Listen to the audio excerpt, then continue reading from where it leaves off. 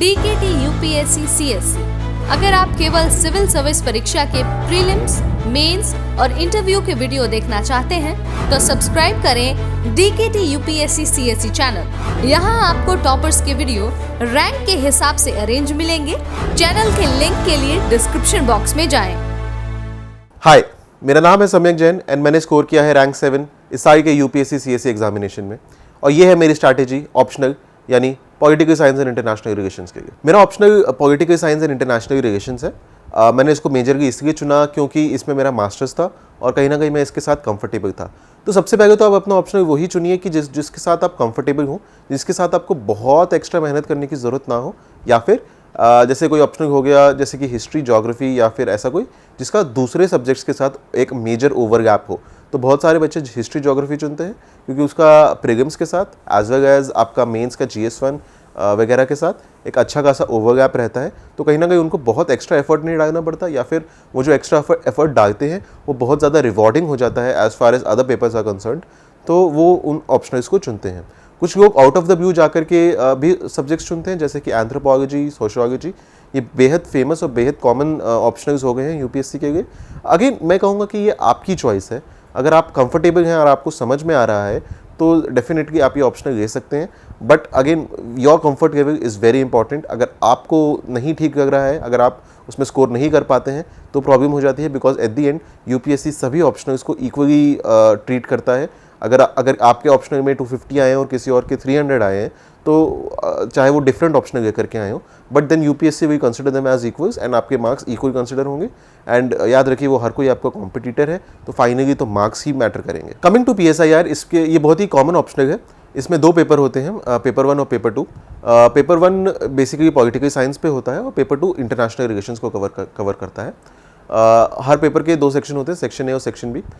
तो जो पेपर 1 का सेक्शन A होता है वो Indian political thought and western political thought को कहीं ना कहीं कवर करता है, जबकि जो सेक्शन B होता है पेपर 1 का ही, वो इंडियन कॉन्स्टिट्यूशन वगैरह को कवर करता है, जो कि कहीं ना कहीं आपके GS2 के साथ ओवरलैप करता है, बट उससे थोड़ा सा डिफरेंट होता है। आंसर राइटिंग डिफरेंट हो जाती है उसकी।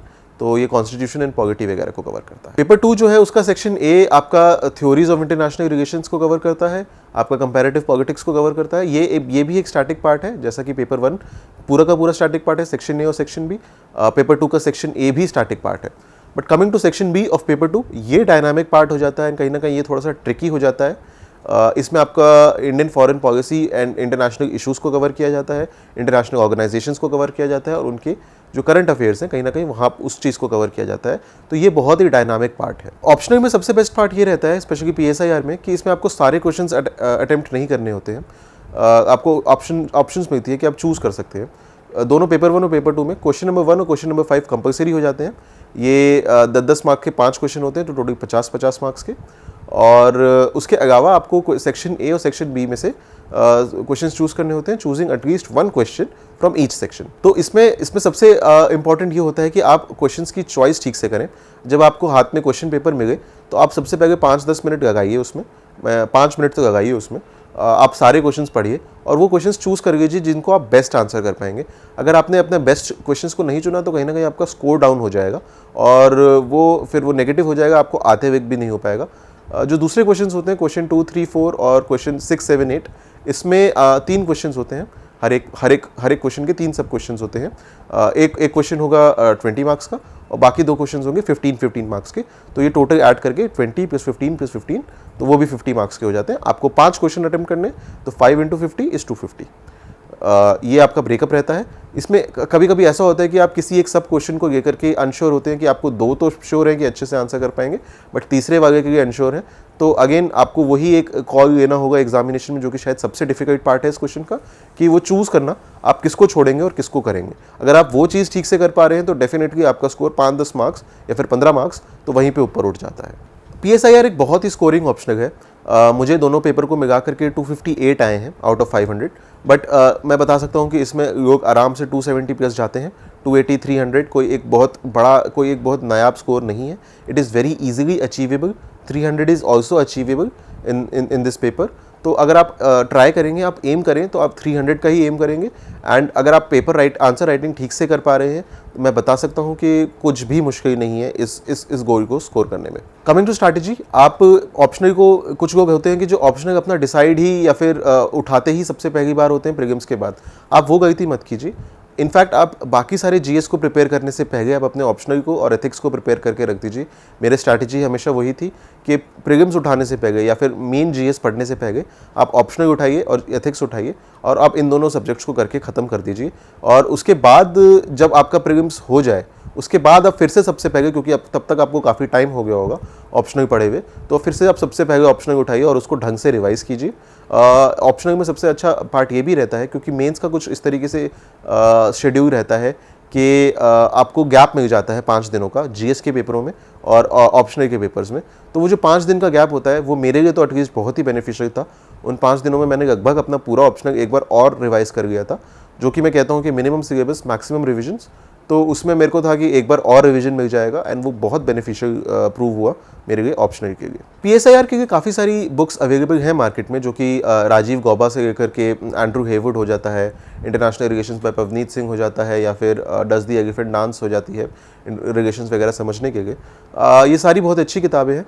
जो दो चीज़ें मैं कहूँगा कि एक international relations by Pavneet Singh, अगर आपका आईआर में कोई भी बैकग्राउंड नहीं है और आपको इंडियन फॉरेन पॉलिसी और डिप्लोमेसी बिल्कुल समझ नहीं आती है तो definitely you can study that book which is very good. आपको पूरा इंडिया की relations with each of its neighbours and each of the major powers in the world वो बहुत अच्छे से समझाती हैं। एंड जो कि सबसे ट्रिकी पार्ट है इस क्वेश्चन का, इस पेपर का, पेपर 2 सेक्शन बी, उसके लिए अच्छे से प्रिपेयर करवाती है ये बुक। अदर देन दैट जो बाकी 3 सेक्शंस हैं उसके लिए आपका वो तीनों स्टैटिक हैं। And yes books are available, but जो सबसे बेस्ट चीज़ रहेगा, देखिए जो सीक्रेट है, जो मैं आपको टिप दे सकता हूँ, जो सबसे बेस्ट चीज़ रहेगा, शुभ्रा रंजन मैम के नोट्स मिल जाते हैं, बड़े इजीली मार्केट में मिल जाते हैं। अगर आप किसी भी बुक डिपो से पूछेंगे, स्पेशली दिल्ली में कटवरिया सराय से लेकर के मुखर्जी नगर या राजेंद्र नगर में आप कहीं पे भी पूछेंगे तो शुभ्रा रंजन आईएएस के बहुत इजीली नोट्स मिल जाते हैं। वो नोट्स बहुत कॉम्प्रिहेंसिव हैं एंड ट्रस्ट मी, आपको उन नोट्स के बाहर झांकने की बिल्कुल ज़रूरत नहीं है। आप उन्हीं नोट्स को पढ़िए, बार बार पढ़िए, अच्छे से रिवाइज़ कीजिए, समझिए, और अगर आप वही चीज़ ठीक से रिप्रोड्यूस कर पा रहे हैं अपने आंसर्स में तो then definitely you score the very good marks. PSIR में इंपॉर्टेंट हो जाता है कि आप स्कॉलर्स को मेंशन करें, कोट करें। आपका आंसर फ्लो बहुत ही नेचुरल होना चाहिए और ऐसा बहुत ही नेचुरल लगना चाहिए कि आपने किसी ना किसी स्कॉलर को कोट कर दिया।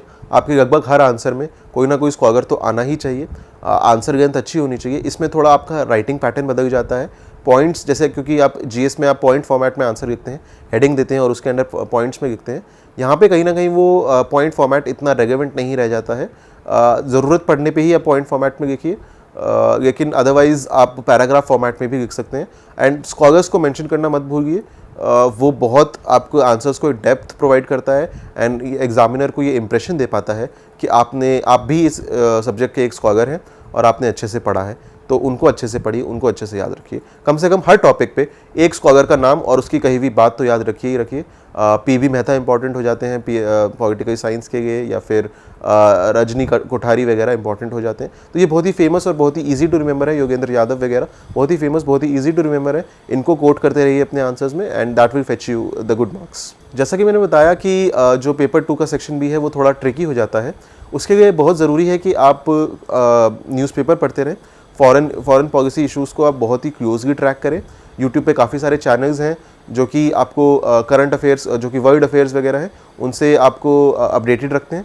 आप उनको ज़रूर फॉलो करें। मैं यही करता था कि अपने फ्री टाइम में यूट्यूब पे वो सारी वीडियोस देखता रहता था। तो जो एटलीस्ट इश्यूज़ थे उनकी एक इन डेप्थ अंडरस्टैंडिंग अपने को मिल जाती थी और वो बहुत ज़रूरी हो जाती है आंसर राइटिंग में। साथ ही साथ अगेन एग्ज़ाम से 1-2 हफ्ते पहले तक जो शुभ्रा रंजन कोचिंग क्लासेस वगैरह उनके ये नोट्स आ जाते हैं, स्पेशली इंटरनेशनल रिलेशन से रिलेटेड, जो भी चीज़ें उस साल करंट अफेयर्स में चल रही होती हैं, जिनसे क्वेश्चंस एक्सपेक्टेड होते हैं, उन पे छोटी छोटी पीडीएफ्स आ जाती हैं। कम से कम 10-15 पीडीएफ्स तो आ ही जाती हैं, 3-3, 4-4 पेजेस की। आप उन पीडीएफ्स को अच्छे से पढ़िए, वो बहुत बेनिफिशियल रहती हैं आपकी आंसर राइटिंग में and they will help you score above like 140-150 in your paper 2। It is very easy to score and अगर आप ये सब करेंगे तो डेफिनेटली आप भी अच्छे से स्कोर कर पाएंगे। जैसा कि मैंने मेंस के लिए भी बताया था, जीएस के लिए भी बताया था, आंसर राइटिंग इंपॉर्टेंट हो जाता है, तो इट इज़ वेरी इंपॉर्टेंट कि आप एक अच्छी सी टेस्ट सीरीज़ लगा के आंसर राइटिंग की प्रैक्टिस करें। शुभ्रा रंजन IAS की मैंने टेस्ट सीरीज़ ले रखी थी और वो बहुत अच्छी थी, क्योंकि वो सेक्शनल टेस्ट भी लेते हैं और फुल लेंथ टेस्ट भी लेते हैं। तो बहुत ज़रूरी है, अगर आपको कोई दूसरी समझ में आती है आप दूसरी भी लगा सकते हैं, लेकिन बहुत ज़रूरी है कि आप सेक्शनल टेस्ट भी दें और फुल लेंथ टेस्ट भी दें, आपकी एक ओवरऑल कॉम्प्रिहेंसिव समझ हो पाती है। पॉलिटिकल साइंस में ना बहुत ही, जैसे मैंने बताया कि स्टैटिक सिलेबस है मेजर, तो क्वेश्चंस जो हैं वो बहुत ज़्यादा रिपीट होते हैं। अगर आप पिछले साल के क्वेश्चन पेपर्स को भी उठा करके देखेंगे तो आपको समझ में आएगा कि क्वेश्चंस रिपीट हो रहे हैं, तो उनके आंसर्स भी सेट होते हैं क्योंकि सिलेबस स्टैटिक है। तो अगर आप उन्हीं को भी प्रैक्टिस कर लेंगे, आप पिछले 2-3 साल के क्वेश्चन पेपर्स को लगा लेंगे, उनको भी अच्छे से गो थ्रू कर लेंगे, तो वो भी बहुत बेनिफिशियल होगा। डायरेक्ट क्वेश्चंस आते हैं और आप उनको बिना सोचे सीधा आंसर राइटिंग पे जा सकते हैं। Answer writing is very important. आप जितना अच्छा लिखेंगे, जितना सुंदर लिखेंगे, आपका इंट्रोडक्शन, बॉडी और कंक्लूजन तीनों पे आपको ध्यान देना है, स्पेशली इंट्रोडक्शन और कंक्लूजन पे, वो बहुत इंपॉर्टेंट हो जाते हैं। कहीं ना कहीं आपको एक forward looking introduction, forward looking conclusion देना है पॉजिटिव आउटलुक के साथ, वो इम्पॉर्टेंट हो जाता है और उसके साथ ही वही ज़रूरी है आपको एक्स्ट्रा मार्क्स आने के लिए। इस सब के बाद भी अगर आपको लगता है, देखिए मैंने तो कोई कोचिंग क्लासेस नहीं की थी, मतलब ट्यूशन, मैंने सिर्फ टेस्ट सीरीज़ की थी, कोचिंग नहीं की थी, लेकिन अगर आपको लगता है तो डेफिनेटली आप कोचिंग ले सकते हैं। वो काफ़ी सारे हैं, ऑनलाइन एंड ऑफलाइन दोनों पढ़ा देते हैं, आप डेफिनेटली उन पे जा सकते हैं। That would be recommended. अगर आपको इस सब करने के बाद भी समझ में नहीं आ रहा है तो कोचिंग क्लास अटेंड करिए, बट साथ में साथ ये ध्यान रखिए कि इस सब के साथ अपनी सेल्फ स्टडी प्रॉपर कर पा रहे हैं। कोचिंग क्लास में कोई प्रॉब्लम नहीं है, अगर आप सेल्फ स्टडी प्रॉपरली कर पा रहे हैं उसके साथ साथ, तो coaching class is a good idea. तो बस ऑप्शनल की स्ट्रैटेजी, स्पेशली PSIR की स्ट्रैटेजी इतनी सी ही है। आप रिवीजन पे ज़्यादा से ज़्यादा ध्यान दीजिए। प्रीलिम्स से पहले आप ये कोशिश कीजिए कि आप कम से कम एक बार तो या 2 बार तो आपका पूरा सिलेबस हो ही जाए, थोड़ी सी आंसर राइटिंग की प्रैक्टिस हो जाए प्रीलिम्स से पहले, इतना ध्यान रखिए। और प्रीलिम्स के बाद सबसे पहले ऑप्शनल को उठाइए, उसकी ज़्यादा से ज़्यादा आंसर राइटिंग की प्रैक्टिस कीजिए, वो बहुत इंपॉर्टेंट हो जाता है। इस सब के साथ आप आगे बढ़िए, बिल्कुल होगा, you can easily score 300 in this subject. इस सब के बाद भी अगर आपके पास कोई भी क्वेरीज हैं, आपके पास कोई भी क्वेश्चंस हैं और आप मुझसे पूछना चाहते हैं, तो आप DKT के माध्यम से आप मुझसे ये पूछ सकते हैं। आप नीचे कमेंट सेक्शन में कमेंट करके बता सकते हैं एंड मैं कोशिश करूँगा उनका जवाब देने की। Thank you.